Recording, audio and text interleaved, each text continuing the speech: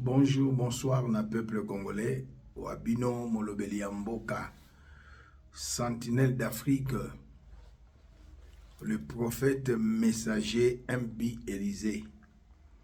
Bandeko, makambo ezoleka na Congo, esengeli totelema tobunda. Mon père spirituel aloba, les gagnants ne lâchent jamais et les lâches ne gagneront jamais. Mon père spirituel, c'est l'archevêque Coutinho Fernando. Je suis messager prophète. Nazo lobela mboka, nazo bundela mboka, lokola Martin Luther King abunda aux États-Unis, Desmond Tutu abunda en Afrique du Sud, Fumuki Mbangu abunda na Congo. Mon père spirituel, l'archevêque Coutinho alobi na 2003, la République est en danger, sauvons le Congo. Yambo na yebisa bayimboka makambo ezoleka na mboka na biso ko dénoncer pe ko faire voir na peuple congolais le danger qui est permanent par les Rwandais touti bazo batama na ba etni mosusu na ba o bazo ko ba baza ba nyamulenge na lingina lobelo ko moka mutuya présenter mes condoléances na honorable Jekoko à perdre les Kinaye, enterrement et salami lelo, et na papa Mulumba, na Molonga Ninaye, na grande famille.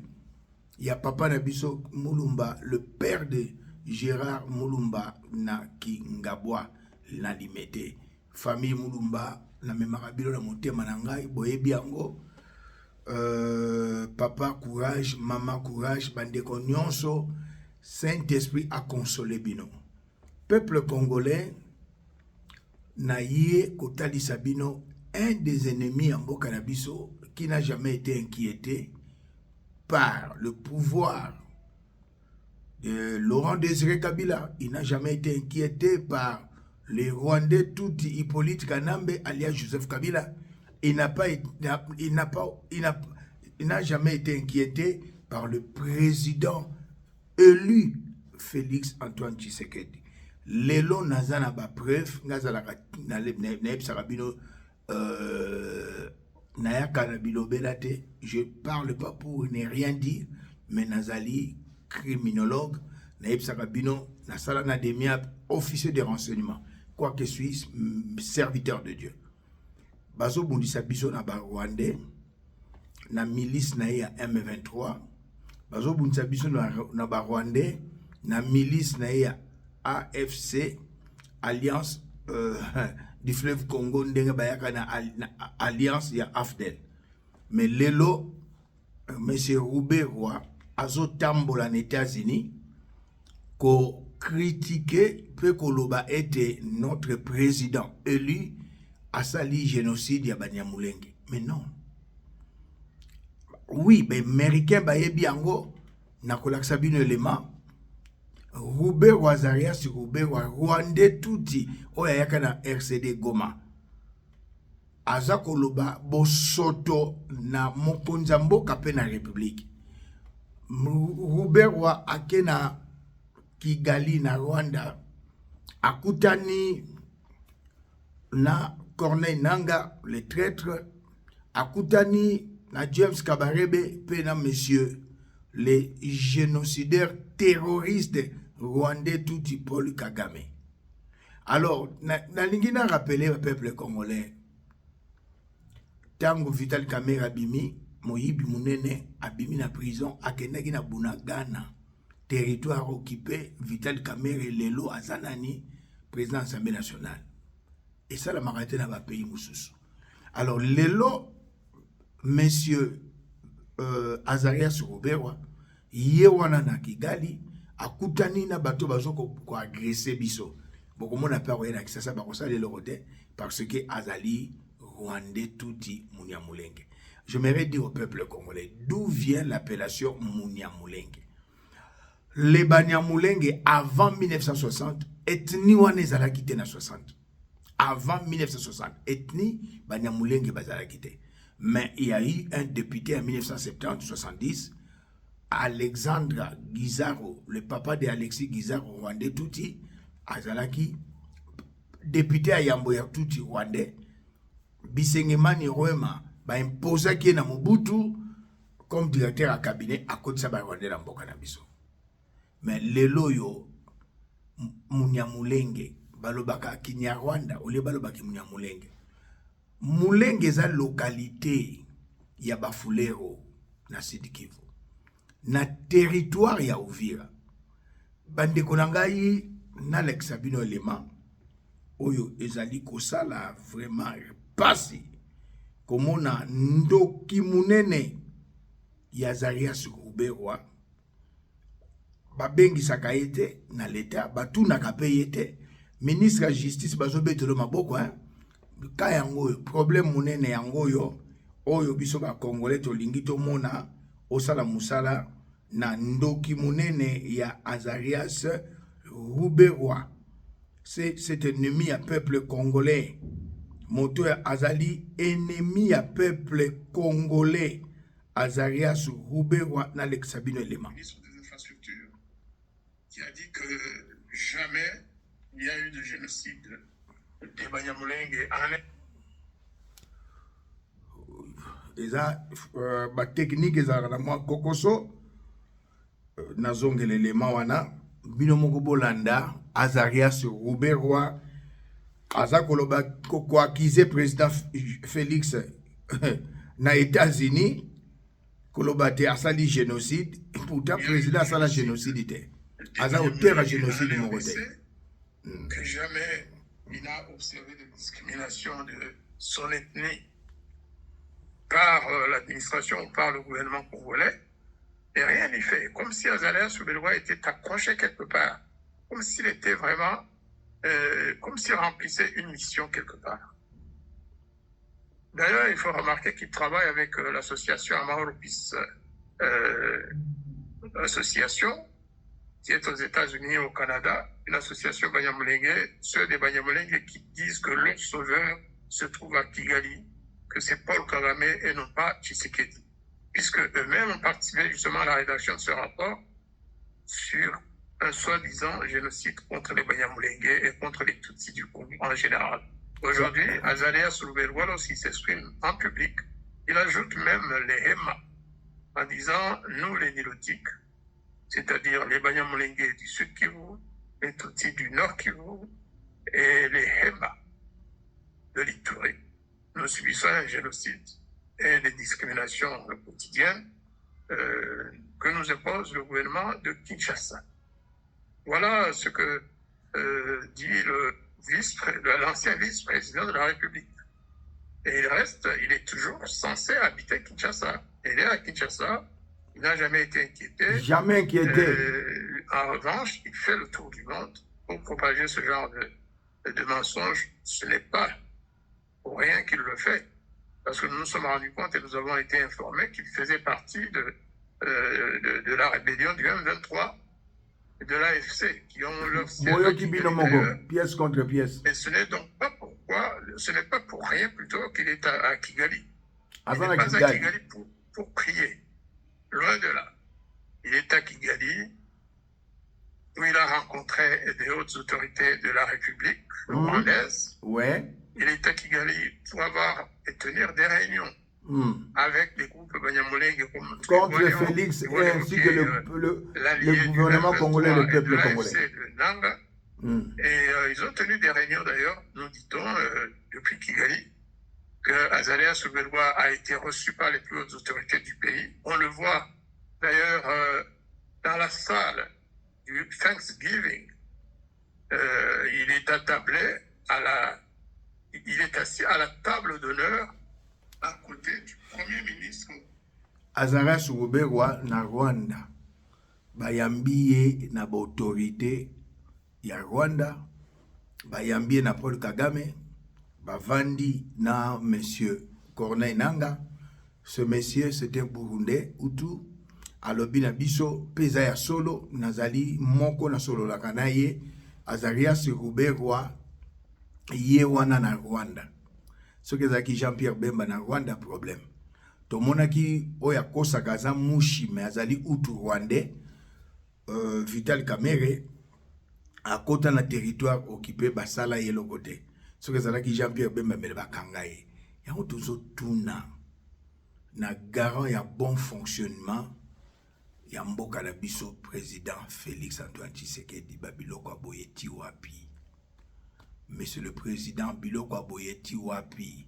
Yo lodoza ministre ya justice Mutamba yeyo akena ngambu asali réunion akutani na azali membre ya M23, membre ya AFC Rubero ngamutu na lobite peza ya solo. Donc Mutamba dossier nde ya mwana bokosa na bilo rien. Pour Mutamba si ba ebisio ko toucher côté mais ko toucher côté mais les aveugles bazoko acclamer yo.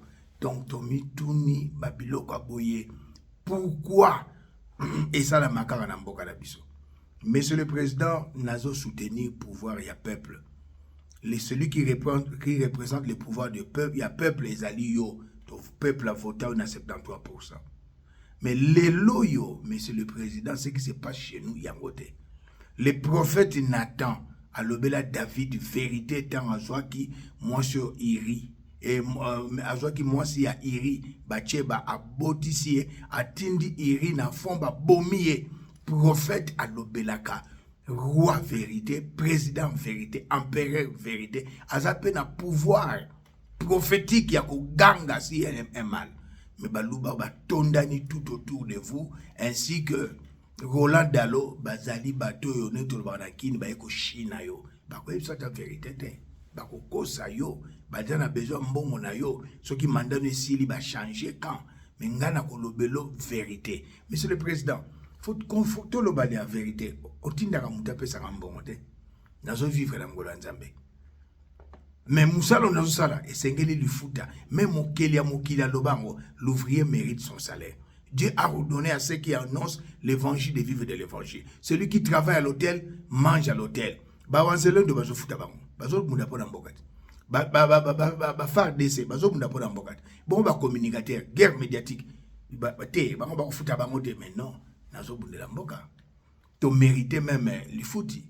Mais oezo sala manamboka na biso Robert Waye wanati. Un traître akoya na Congo batikiye. Banyamulenge sont des tout-petits Rwandais, ne sont pas des Congolais. Batu mususu bazo bata manasima ya toza ba mushi neti kamere azali mushi te aza muta walungu te aza utu Rwandais basé belé. Mais c'est regrettable. Et Sengeli peuple congolais tout se prendre en charge comme papa Etienne Tshisekedi Alobaki. Mutulokola Azarias Ruberwa, Vital Kamere, Nicolas Kazadi, Didier Boudimbu, Batoyo Sam Malukonde, ministre Jean-Lucien Boussa, gouverneur ya ville à Kinshasa, faut que si la nana bango. C'est ça la Bible. Pour justice dans mboka na biso tozomona musala ezo salate na premier mandat ya président impunité n'impunité injustice n'injustice ngana ko soutenir président a sali biloko nenga salaki na 145 territoires na betela président maboko mama yemo na beta maboko immeuble jumelé na beta maboko mais tant on a moni malunga te il faut na sunga président. Monsieur le président, nous relaxons du sous na Kananga chez nous. Yes. Na Kananga chez nous, au mona Betidia. Betidia. Premier mandat. Monsieur le président, route à Kalambambouji Baliembongo. Premier mandat. Et Sili Kakaboye, Miba eza réhabilité. Chute Yakatende, et l'autre côté. Monsieur le Président, Yomoko Landa, Ngaïté. Et merci de l'initiative que vous prenez de descendre chez nous pour parler de nouveau de cette question. Et merci de l'initiative que vous prenez de descendre chez nous pour parler de nouveau de cette question importante. Dois-je ici rappeler que la route Kananga-Kalamambouji, comme ont évoqué les intervenants de tout à l'heure, fait partie, bien entendu, des attentes principales qui ont été présentées à ces régimes. Et donc, dans toutes ces interventions, vous sentez qu'on tente de dédouaner les uns et accuser les autres. La vérité autour de tout ça, c'est reconnaître aussi d'une certaine manière qu'il y a eu absence réelle de la volonté au niveau national. Parce que le président de la République est fils de la région. Parce que quand j'ai suivi Albert Kyungu dire par exemple que est-ce que nous sentons l'importance de saisir cette opportunité? Non, comment est-ce que nous saisissons l'opportunité? C'est celui qui est en chef, qui représente bien entendu non seulement la communauté mais la RDC, qui doit comprendre quelles sont les priorités de cette région. Les étudiants le mandat est passé, cher ami. Le premier mandat de Félix Tshisekedi est passé. Rien en termes d'attente, le présenté n'a été rencontré. Et donc, pour revenir sur cette question de la route, il faut aussi noter, quelqu'un de très intelligent a dit, la route du développement, c'est le développement de la route. Et donc, cette route aurait pu être réalisée si jamais on avait vraiment concentré les moyens et les énergies nécessaires. Et le président de la République, c'est lui le premier qui nous a roulé. Dois-je le rappeler? Parce que si on le passe, si on ne le prend pas... Monsieur le Président. Le président de la République a montré sa bonne volonté de réhabiliter la route. Le président nous a roulé. C'est lui qui nous a roulé. Et donc, ça veut dire que si on ne prend pas soin de dire des choses telles qu'elles sont, finalement, le deuxième mandat va finir, on n'aura rien en termes clairs. Le président de la République, comme fils de la région, le président de la République donne la vision, ce sont les autres qui exécutent. Et je vais vous donner un exemple. C'est lui qui donne une vision. Lorsque vous regardez dans le gouvernement, on a tenté de dire ici que les gens qui étaient autour du président ne l'ont pas aidé. Qui était mieux placé dans le gouvernement passé? Il n'y avait personne du Kasaï central qui était officiellement installé dans le gouvernement. C'est vrai. La même erreur a été commise de nouveau. Le deuxième gouvernement de Félix Tshisekedi est sorti pour ce deuxième mandat. Aucun représentant. On nous donne par exemple le vice-ministère. Est-ce que vous pensez que des questions cruciales comme celles-ci peuvent être abordées? Je pense que...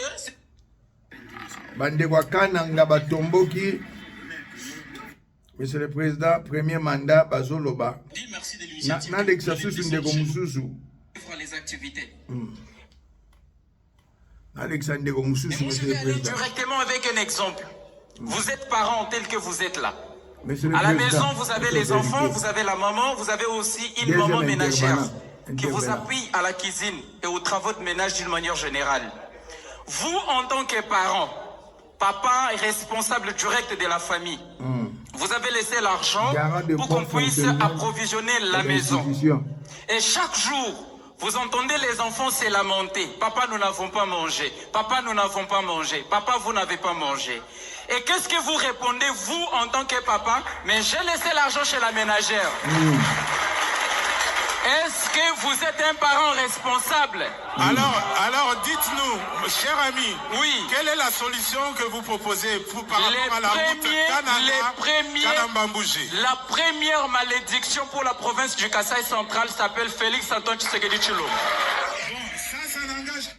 Toyoki, monsieur le Président, peuple congolais, c'est un Kassaïen comme moi. Parce que ce monsieur Vital Anani Vidi et Chimangaloba qui sont qui président ici ba mandat naie tozala maltraité peut bomba biso. Alors monsieur le président, c'est encore possible de rectifier les tirs. Ba pasteur bazeur au kosa onzamba lobe na biso nzamba te, rien ne marche na Kasai. Rien ne marche na Bandundu. Rien ne marche na Congo central. Rien ne marche dans le côté Moussoussou, monsieur le président. Si je ne vous dis pas la vérité, tout autour de vous, des flatteurs, bazolia bambongo ba millions, nga na zo même $100,000 et pas na yote. Na futa makapete pas na yo, mais na zo soutenir mboka. Et na mboka pouvoir et peuple, na zo défendre yo pas dans les mal, mais dans les vrais, monsieur le président. Pourtant je mérite chaque mois quelque chose. Mais ça l'a maraté, mais Dieu nous prend en charge. Problème est athée. Monsieur le Président, il a participé mawa. À venir, il y a lobby, il y a jeunesse. Au monde jeunesse, il y a Congo, il y a Kasaï central. Ba lobby. Tozana, ba priorité c'est na Kasaï. Chiti ya katende, électricité, et ko benda ba misala, miba, ce que zali réhabilité, ba tuba oke de katanga te, il y a mis ça route ya Kalambambouji. Et peuple congolais, pour votre information, Maman Nabiso, Marthe Kassalou, elle est de Kalambambouji. Kalambambouji, route, route très importante. Alors, monsieur le président, nous allons soutenir, nous allons continuer à soutenir. Nalingi yo, yango na zo la vérité. Lelo caméra za ko bloqué osenga ki caméra za la président de l'Assemblée nationale azo bloqué ba député ba lobate ah mboko yo na ebité ba tio na mudongo ba tio na gwa na ebité caméra azo bloqué ba député ba lobate na parlement ngana moni yango c'est bizarre bitakuira aloba yango bitakuira loba il a présidé la séance. Aboy ba député baloba ba décidé ba bimana bango sans l'entendre se plaindre. On nous interdit de nous plaindre. Par Vital Kamerhe. Et c'est ici le moment de dire au président de la République Bitakuira il a intérêt de nous écouter. Willy Michiki wana l'écoute Prince. Si aujourd'hui vous alliez à Ituri, au Nord Kivu et même au Sud Kivu, vous organisez un référendum Voilà. par rapport à l'état de siège. 100%. Ça sera non à l'état de siège. Baliki sous état de siège. Mais si on organise un référendum, fermons les frontières avec le Rwanda, ça sera 100%. 100%. Merci pour la Bitopia. fermeture des frontières avec le Rwanda. Et nous insistons que même dans les négociations qui se tiennent, que ce soit à Luanda, que ce soit à Nairobi ou ailleurs, quand nous voyons les délégués, Banani yango ba délégué. République démocratique du Congo, sans la présence des leaders de l'Ituri, du Nord Kivu ou du Sud Kivu, nous sommes indignés. Yes. Et pour mettre fin à ce clivage, nous insistons que dans les jours qui viennent, si on ne nous écoute pas, notre présence ne se justifie plus au sein de cette Assemblée nationale. Monsieur le Président, n'habitez Aner, Boyib sera président Makambo yote. Demiap, Boyib sera président Makambo yote. Ba service union sambo kana biso Boyib sera président Makambo yote. Car biso na réseaux sociaux to zo kato Boyib sera président. Boyib te information ezali esengi mbongo. Mais nazo comme moi, Vital Kamerhe peuple a rejeté. Mon président élu, le bibacha Vital Kamerhe présent. Kadio au s'appelle na Vital Kamerhe. Mon président Ozui Samalukonde, un novice en politique, présidence, il y a assemblée, il y a sénat, il y a comme vous savez, un bâtiment moussous. La priorité c'est la gouvernement. Budget 2024, va voter qu'on a 2023. Bon, on sait qu'on va tomber à stade, Didier Boutimbo. Batonga hôpital, Moïbi Vital Kamerhe. Batonga sénat. Donc, ils ont participé mawa. Ministre de la justice bazo betelo maboko na lobaki yango yo ozali ba occidentaux de bazo manipuler yo ba poni yo batu bandimaki ngai te moyibi munene ndoki munene ya Vital Kamerhe ye wana bandiko ba député ba lobate na matanga bazo pekisa mutalela ba matanga bazo pekisa mutanga sama ya miso bitumbeza na kuna 30 ans mutalobate. Atayo moko, monsieur le président. Ngana lobela ko vérité. Monsieur le président, soko ke na Kasai, Tamboli, wasu na parti ndengo zaki na libosote. Ah oui. Monsieur le président Fachibe, eza susute. Bako mesana, eza li susute. Tudi tuamba kasha, eza li susute. Soki ngana episode na ko episode vérité. Na lingio. Nazo soutenir yo, mais ma bé ekoti. Ma bé ekoti. Ma bé ekoti. Na boyi bana nanga, bana ya bana nanga, ba ebisa bango papa na bino bana ko soutenir Fachi aveuglement. Non. Nandima yo na premier mandat. Nandima yo na mama yemo. Nandima yo na makambo ebele, monsieur le président. Mais deuxième mandat oyo, kote bando kita lokola ya Kamerhe. 2006, Aki va voter comme député national à 100 000 voix. Mais élection ici, 17 000. Nous pouvons pas Kamerhe le souster. Alors, monsieur le président, Ngana Souki, n'a pas na président au téléma. Au défendre le peuple. Pour pouvoir les ayoter, le peuple, au défendre le peuple. Na côté à Kasai, barrage au Mobuta Boya qui batonga. Batonga yango. Et que ça la makambe belé. Na ba réhabilité miba route ya Kalambambuji batonga yango chiti akatende président na loba na monoko nini mon président Alors peuple congolais tout élément.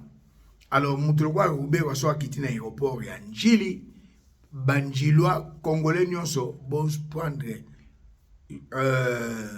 Rubewa en charge, Vital Bozoye en charge, opération Zoa Bamiyibi na ba traître na ba bomi en charge. Tobandi na Rubewa Bozoye en charge, Vital Kamere Bozoye en charge, peuple congolais, Bolaksake Bozabi Lombe, Bozabi Ngambe, Bozoa Lisusu en charge, Samalukonde, Bozoa en charge, Didier Boudimbu, Bozoa en charge, Julien Paluku, Bozoa en charge, gouverneur oya IDPS Bamiyibi. Tous ceux qui wana pona lelo, ba vidéo ezaki ebele, prochaine émission na koyebisa bino qui a empoisonné le ministre de la justice na yebi tout ça d'investigation. Qui a empoisonné le ministre de la justice? Rubewa yaka lisusu na Congo okomona.